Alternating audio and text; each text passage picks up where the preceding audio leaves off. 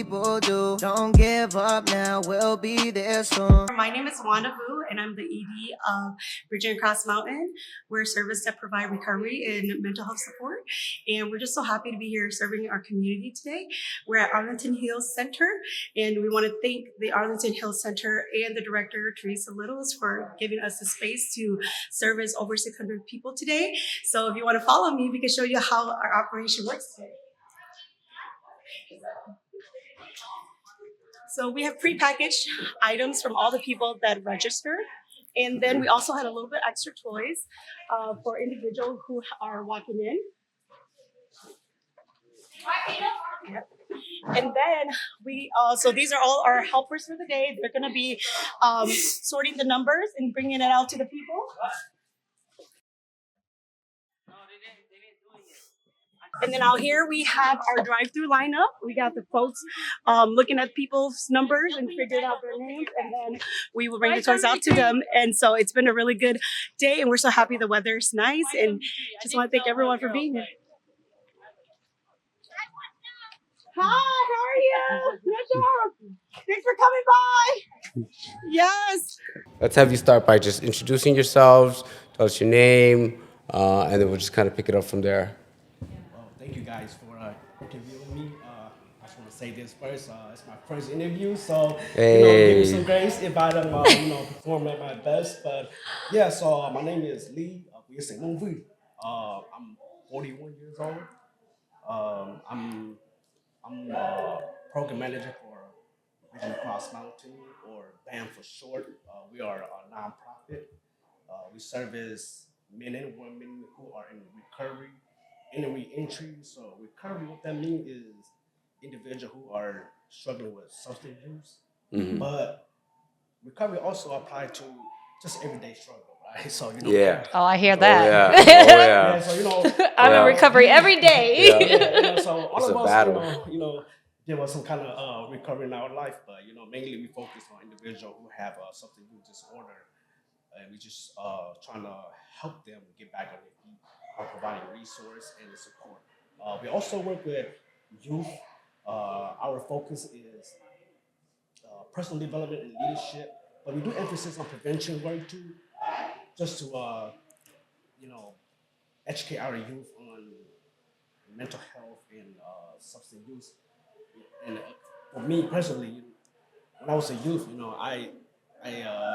there was not much program as far as prevention. Mm-hmm. So I fell through the crack.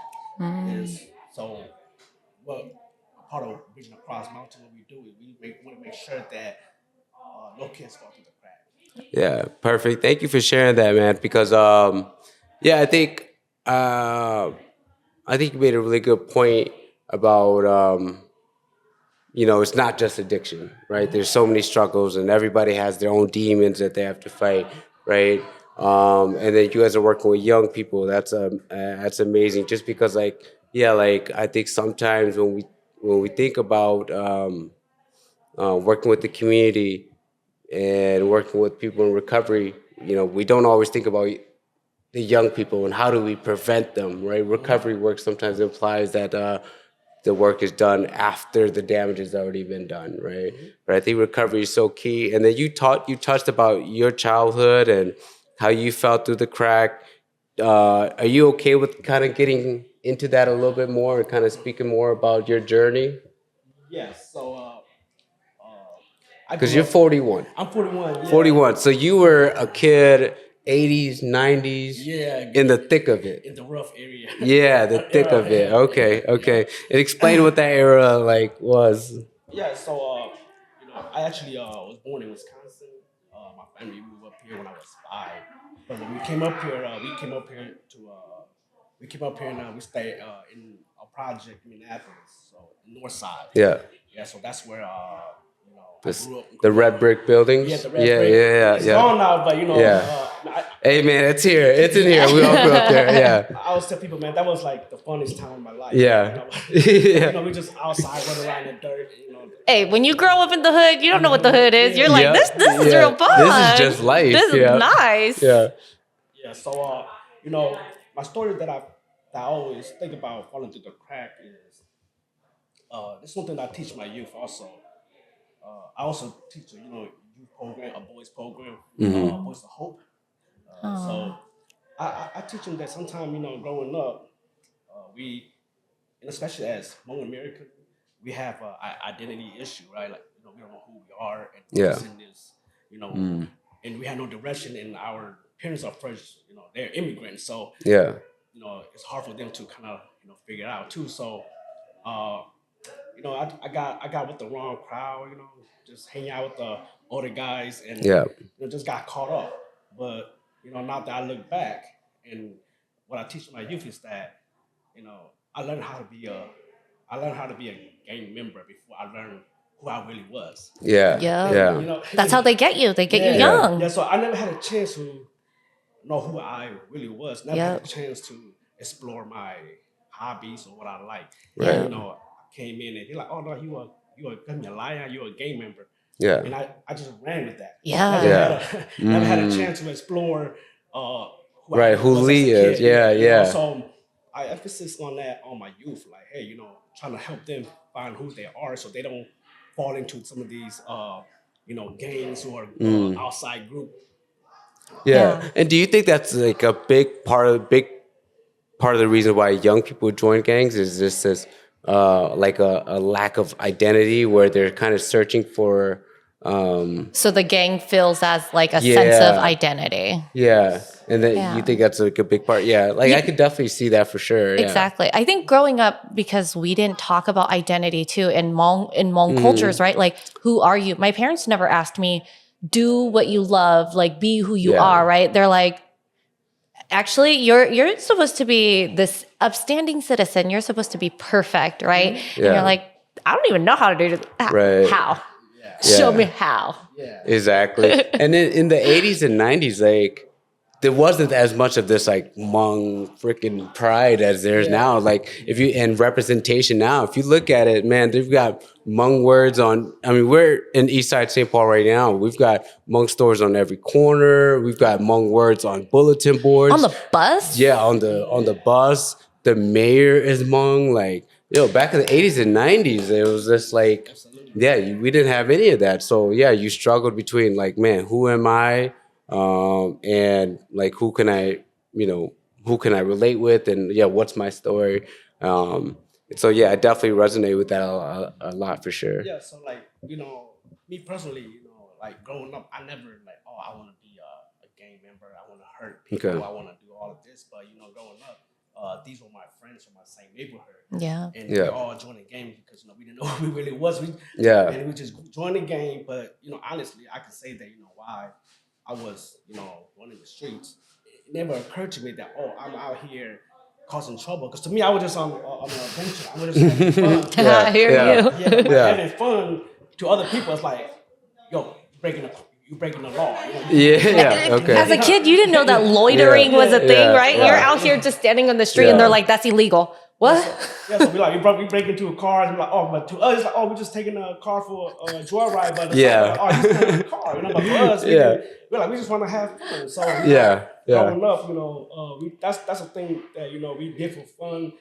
And now, so that's why it's so important that we have these youth programs where we can like, oh, hey, come here, we have volleyball, we have dodgeball, we can offer support, mental health Yes. support. You can talk to us, whatever you're going through. Just have that mentorship there. So. Yeah. You know what I always find the hardest though? When you're already so deep into it, right? Where it's Right. like, I don't know who I am. Because I've been there myself, right? Where it's like, I don't know who I am. You were a gang member? No, I was thug as hell. No, I wasn't a could gang tell, member yeah. because my parents were overprotective. But my brothers, they were pretty close, right? They hung around the Mignolais, right? But it wasn't because they were other Mignolais that were bad, right? That's just kind of, when you grow up, you fall into that so easily, right? But like, I'm saying, not knowing who you are, right? And just kind of going with whatever everyone else is doing. And it's so hard to accept the help when people are like, hey, there's this really cool program actually that can actually help you, right?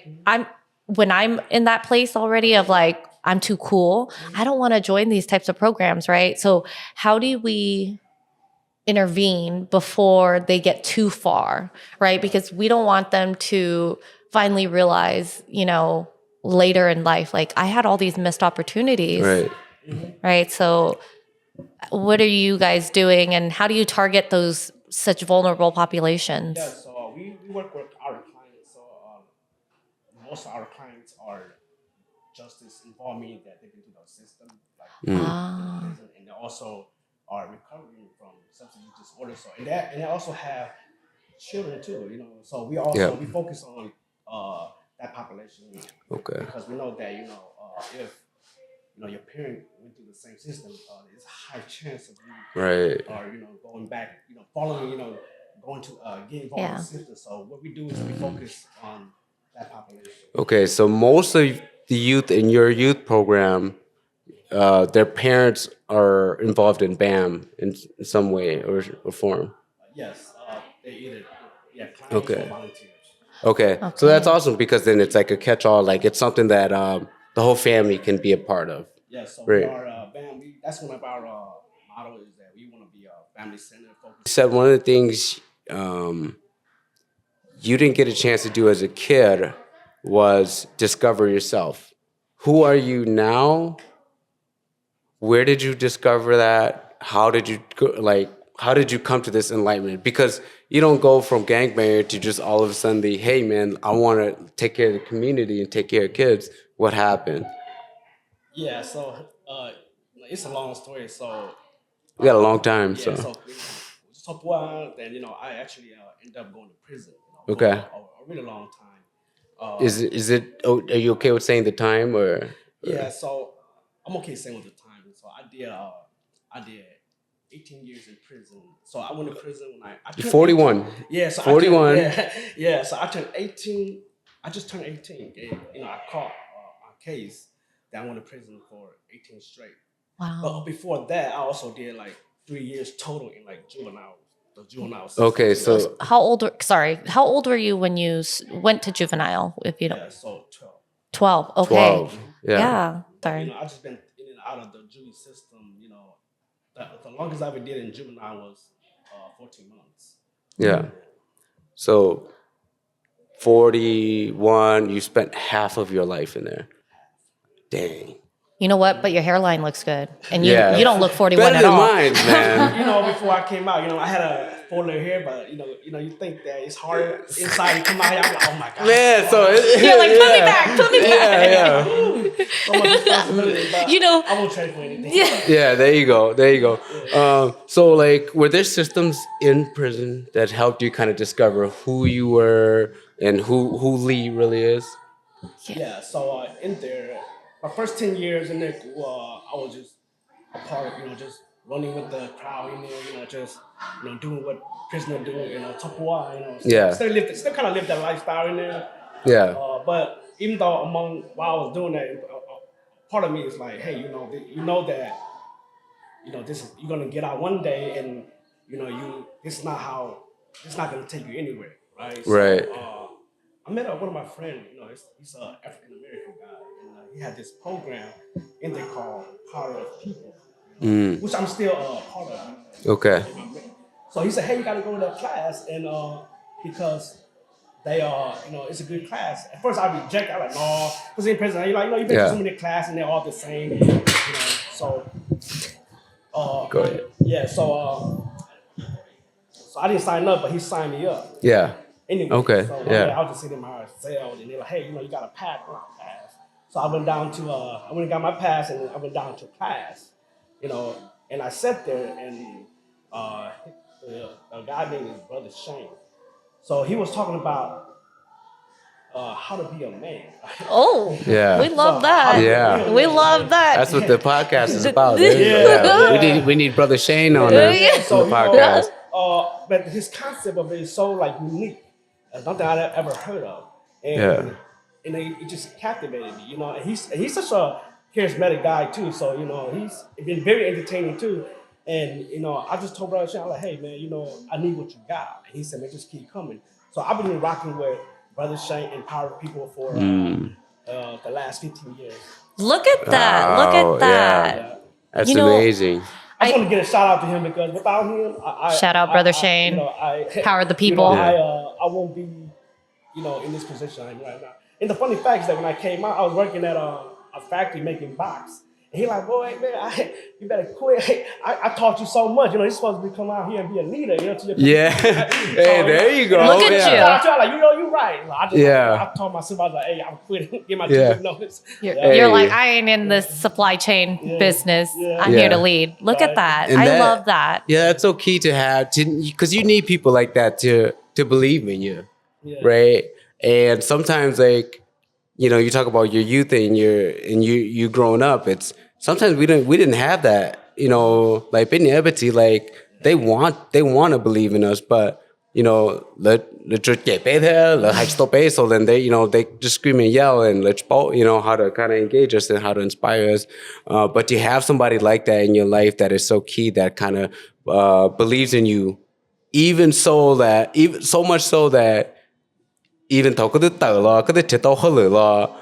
he still was like, hey, that's not good enough for you. I believe better for you. Absolutely. Quit that. Go do something better. That's amazing. Like, because that's so key. And you get to do that for the next generation of these kids now that are in your program. That's amazing, man. Thank you for sharing with that with us. So obviously you hear some Christmas music going on in the back. We're here for BAM's Toy Drive. Talk to me a little bit about that, and talk to me about the work that you guys have done and what you guys got going on today.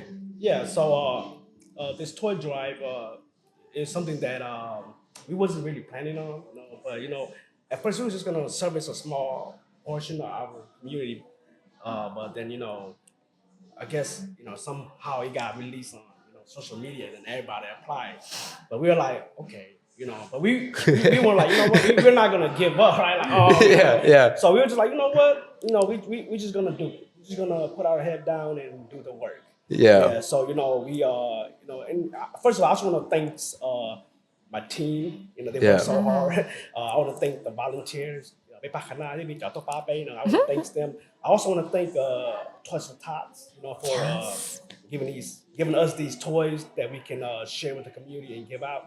And I also want to thank Arlington Hill Community Center for allowing us to host our event here too. So I just want to give thanks to these great partners. Yeah, because it takes great partnership to kind of make awesome things happen. And you guys are doing a great job. I mean, behind us, you guys don't see it, but we'll bring the cameras in there later. But there's just a room full of toys, and then we brought like one box out of like 100 boxes in there. We have the cutest toys, and these are not just like.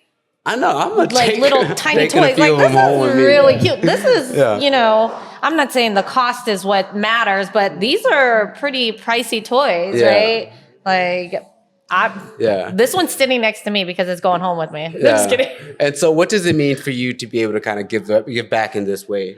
Yeah. So, like I said, I was going while in prison and coming out. I'm going through this transformation. And since I've been out, I realized that back then, when I do good, the reason why I did good was I want something in return, or I'm trying to stay out of trouble, right? I don't want to get in trouble, so I do it. Or, I do something good because I want validation, right? But, not that I'm out and doing the work, like hands, feet on the ground doing the work, I realized that, the work I'm doing is for a purpose, and I'm not doing it because it brings me anything.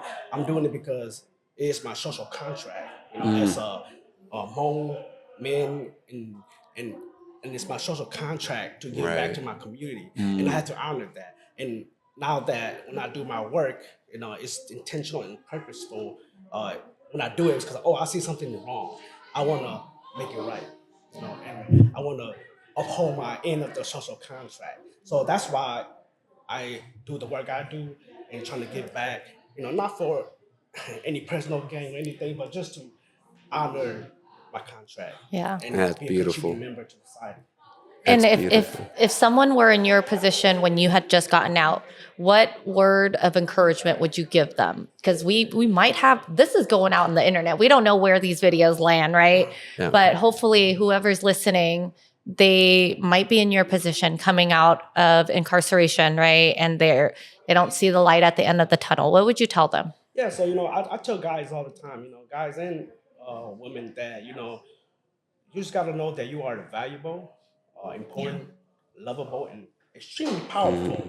And if anyone out there that never heard of these, let me be the first one to tell them right that and I teach them that because you have to believe in yourself, and coming out here, even guys, I'm still I still in contact with a lot of individuals behind bars in prison, and I always tell them out here, you come out here, nothing is given, especially if you have a criminal record. It is very hard. I still struggle. I struggle a lot.